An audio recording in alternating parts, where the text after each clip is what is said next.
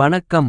இன்றைய பதிவில் இந்த ஆகஸ்ட் மாதத்தில் 14ஆம் தேதியிலிருந்து அடுத்து வரக்கூடிய 7 நாட்களான இந்த வார பலன்களை பார்ப்போம்.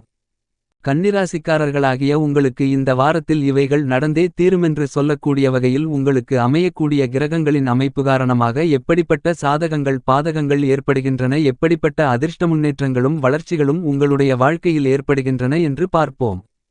மேலும் இந்த வாரகாலகட்டத்தில் உங்களுக்கு அமைந்திருக்கக்கூடிய கிரகங்களின் அமைப்பை பார்க்கின்றபோது ரிஷபம் ராசியில் செவ்வாயும் குருவும் சேர்க்கை பெற்று குருமங்கல யோகத்தை பலமாக ஏற்படுத்துகிறார்கள். கடகம் ராசியில் சூரியனும் புதனும் சேர்க்கை பெற்று பயணித்துக் கொண்டிருக்கிறார்கள். எனவே சூரிய புதாதிபத்தி யோகம் வலுவாக ஏற்படுகிறது. 13ஆம் தேதி புதன் வக்ரம் நிவர்த்தி பெறுகிறார். 17ஆம் தேதி சூரியன் சிம்மராசிக்குள் நுழைகிறார்.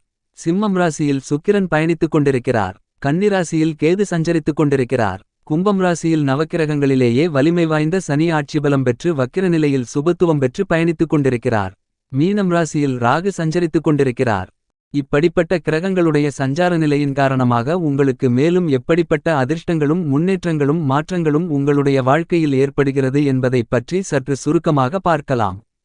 இந்த வாரத்தில் உங்களுடைய ராசிக்கு 2ஆம் இடத்திற்கும் 9ஆம் இடத்திற்கும் அதிபதியாக இருக்கக்கூடிய சுக்கிரன் ராசிக்கு 12ஆம் இடமான விரயஸ்தானத்திற்குள் பயணித்துக் கொண்டிருக்கிறார். அதாவது 2ஆம் அதிபதியான சுக்கிரன் 12ஆம் இடத்தில் இருந்து கொண்டு 6ஆம் அதிபதியான சனியை பார்க்கிறார். சனியும் சுக்கிரனை பார்க்கிறார். இருவரும் நேருக்கு நேர் பார்த்துக் கொள்கிறார்கள். எனவே இந்த காலகட்டத்தில் உங்களுக்கு திடீர் அதிர்ஷ்டத்தின் மூலமாக எதிர்பாராத பெருங்கொண்ட பணம் தனம் வரவுகள் கிடைக்கும். என்றாலும் நீங்கள் பேசும்போது உங்களுடைய வார்த்தைகளை கவனமாக கையாள வேண்டும். ஏனெனில் வாக்குஸ்தான அதிபதி சுக்கிரனும் 6ஆம் இடத்து அதிபதியான சனியும் நேருக்கு நேர் பார்த்துக் கொள்கிறார்கள். எனவே வாக்கு கொடுப்பதை தவிர்க்க வேண்டும். மேலும் குரு அமர்ந்த வீட்டுக்குடைய சுக்கிரன் விரயஸ்தானத்திற்குள் இருப்பதால் உங்களுடைய வீண்விரய செலவுகள் சுப செலவுகளாக மாறுவதற்கான யோகங்கள் உண்டு. ஏனெனில் சுக்கிரன் குருபகவானுக்கு அடுத்த மிகப்பெரிய சுபகிரகம். அவர் செலவுஸ்தானத்திலிருக்கும்போது சுபச்செலவுகள் மட்டுமே ஏற்படும். அதாவது உங்களுடைய பணத்தை நீங்கள் அசையும் அசையா சொத்துக்கள் வாங்கி முதலீடு செய்து சேமித்துக் கொள்வதற்கும் சுபவிசேஷங்கள் செய்வதற்கும் உபயோகப்படுத்துவதற்கான யோகங்கள் நிறைந்து கிடைக்கும். வாகனகாரகரான சுக்கிரன் 12ஆம் இடமான செலவுஸ்தானத்தில் சஞ்சரிக்கும்போது நீங்கள் சொகுசான விலை உயர்ந்த வண்டிவாகனங்களை வாங்குவதற்கான யோகங்கள் கிடைக்கும். இந்த வாரத்தில் கன்னிராசிக்காரர்களாகிய உங்களுக்கு செவ்வாய் பகவான் ராசிக்கு 3ஆம் இடத்திற்கும் 8ஆம் இடத்திற்கும் அதிபதி. 3ஆம் அதிபதி தைரியாதிபதி செவ்வாய் குருவை நோக்கி பயணித்து குருவுடன் சேர்க்கை பெறுவதால் இந்த தருணத்தில் நீங்கள் ஆபரணச் சேர்க்கைகளை பெறுவதற்கான யோகங்கள் உண்டு. வீட்டுக்கு தேவையான ஆடம்பர பொருள்கள், அத்தியாவசியமான பொருள்கள், அழகு பொருள்கள் போன்றவற்றை வாங்கி மகிழ்வதற்கான யோகங்கள் ஏற்படும். விலை உயர்ந்த பொருள்களை வாங்க முடியும். உங்களுடைய இளைய சகோதர சகோதரிகளுக்கு அதிர்ஷ்டங்கள் கிடைக்கும் என்பது மட்டுமல்லாமல் அவர்களால் உங்களுக்கு ஆதாயங்களும் அனுகூலங்களும் உண்டு. வேலையாட்களை வைத்து வேலை செய்து கொண்டிருப்பவர்களுக்கு நல்ல புது வேலையாட்கள் அமைவார்கள். இருந்து கொண்டிருக்கின்ற வேலையாட்களால் ஏற்பட்ட பிரச்சனைகள் தீரும். வேலையாட்களால் ஆதாயங்களும் அனுகூலங்களும் உண்டு. ஏனெனில் ராசிக்கு 3ஆம் அதிபதியான செவ்வாய் குருவை நோக்கி பயணித்து குருவோடு சேர்க்கை பெற்று குருமங்கல யோகம் வலுவாக உருவாகிறது. உங்களுடைய மனதில் அசாத்திய தைரியம் அதிகரிக்கும். நீங்கள் கையாளக்கூடிய முயற்சிகள் அனைத்திலும் காரிய வெற்றிகள் நிறைந்து கிடைக்கும். மேலும் உங்களுடைய ராசிக்கு 8ஆம் அதிபதியான செவ்வாய் பகவான் குருபகவானை நோக்கி பயணித்து குருவோடு சேர்க்கை பெறுகிறார். எனவே அஷ்டம பாதிப்புகள் விலகும். இருந்து கொண்டிருக்கின்ற எல்லா பிரச்சனைகளுக்கும் தீர்வு கிடைக்கும். கன்னிராசிக்காரர்களாகிய உங்களுக்கு ஏதேனும் கோர்ட்டு கேசு வம்பு போன்ற வழக்குகளிருந்தால், பாகப்பிரிவினை பிரச்சனைகளிருந்தால் அவை உங்களுக்கு சாதகமாக முடியும். உறவுக்காரர்களிடம் இருக்கின்ற பகை மாறி ஒற்றுமை மேம்படும்.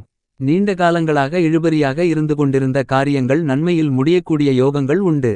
வெகுகாலங்களாக தீர்வே கிடைக்காத பல்வேறு விதங்களான விஷயங்களுக்கு நல்ல தீர்வு கிடைக்கும்.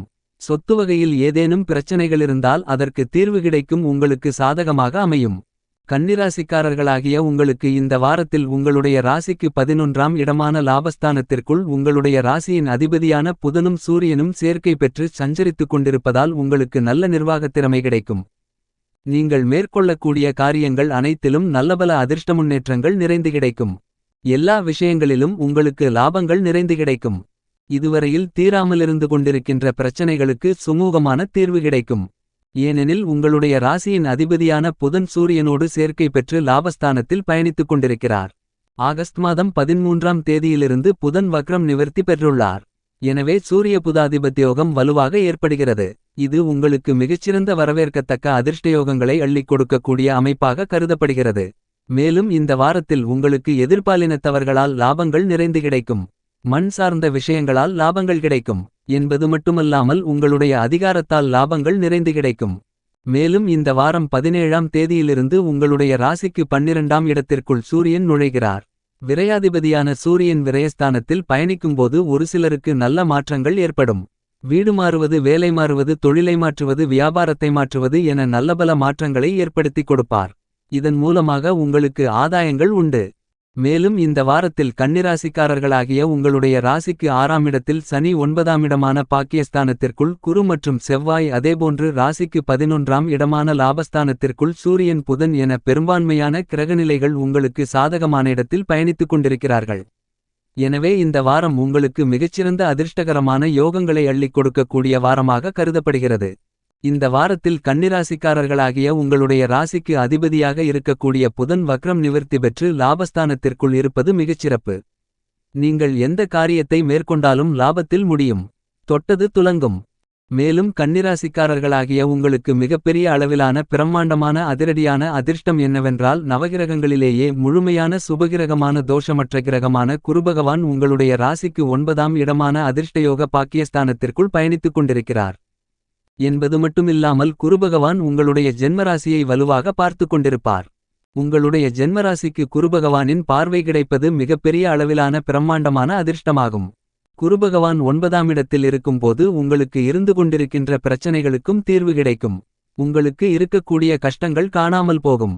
திருமண தடைகள், தோஷங்கள் விலகி நல்ல வரன் அமைந்து திருமணம் இனிதாக நடந்தேறும். புத்திரபாக்கியம் கிடைப்பதற்கான யோகங்கள் நிறைந்து கிடைக்கிறது.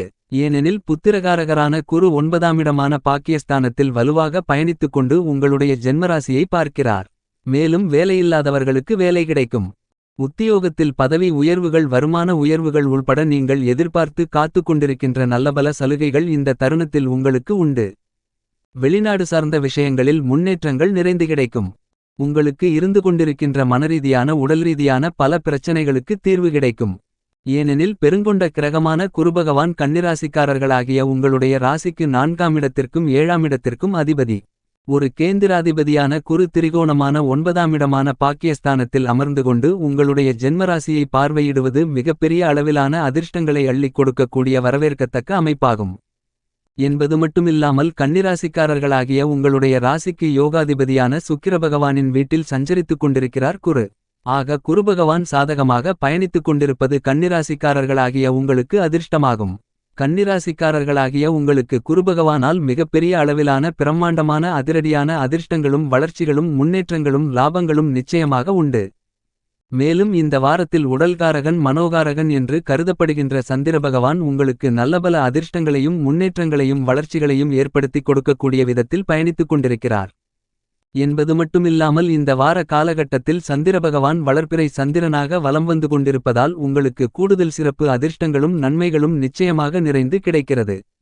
இந்த ஆகஸ்ட் மாதத்தில் 23ஆம் தேதி அன்றுதான் ராசிக்கு 8ஆம் இடத்திற்குள் நுழைகிறார் என்பதால் இந்த வார காலகட்டத்தில் உங்களுக்கு சந்திராஷ்டம பாதிப்புகள் எதுவும் இல்லை என்பதும் கூடுதல் சிறப்பாகும். இந்த வாரம் கன்னிராசிக்காரர்களாகிய உங்களுடைய ராசிக்கு 11ஆம் இடமான லாபஸ்தானத்திற்குள் சூரியன் பயணித்துக் கொண்டிருப்பதால் தந்தையார் மற்றும் தந்தை வழிவந்த உறவுகளால் ஆதாயங்களும் அனுகூலங்களும் நிறைந்து கிடைக்கும். அரசாங்க வழியில் உங்களுக்கு அனுகூலமான பலன்கள் ஏற்படும். மத்திய மாநில அரசின் மூலமாக நடந்தேற வேண்டிய காரியங்கள் வெற்றிகரமாக நடக்கும். மேலும் உங்களுடைய ஜென்மராசிக்குள் கேது பகவான் சஞ்சரித்துக் கொண்டிருக்கிறார். கேது ஜென்மத்திலிருந்தாலும் கூட குருபகவானின் பார்வையை பெறுகிறார். எனவே கேதுவால் உங்களுக்கு கெடுபலன்கள் நிச்சயமாக இருக்காது. கன்னிராசிக்காரர்களாகிய ஆன்மீக நாட்டம் கொண்டவர்களுக்கு நல்லபல அதிர்ஷ்டங்களும் யோகங்களும் அதிகரிக்கும். ஏனெனில் ஆன்மீகத்திற்குரிய கிரகம் கேது, ஞானகாரகன் கேது. இப்படிப்பட்ட கேது ஜென்மராசிக்குள் இருந்து கொண்டு குருவின் பார்வையை பெறுகிறார். எனவே இந்த தருணத்தில் நீங்கள் புனித யாத்திரைகளை மேற்கொள்வதற்கும் கோவில்களுக்கு செல்வதற்கும் யோகங்கள் நிறைந்து கிடைக்கும். இவற்றால் நல்லபல அனுகூலங்களும் ஐஸ்வர்யங்களும் நிறைந்து கிடைக்கும்.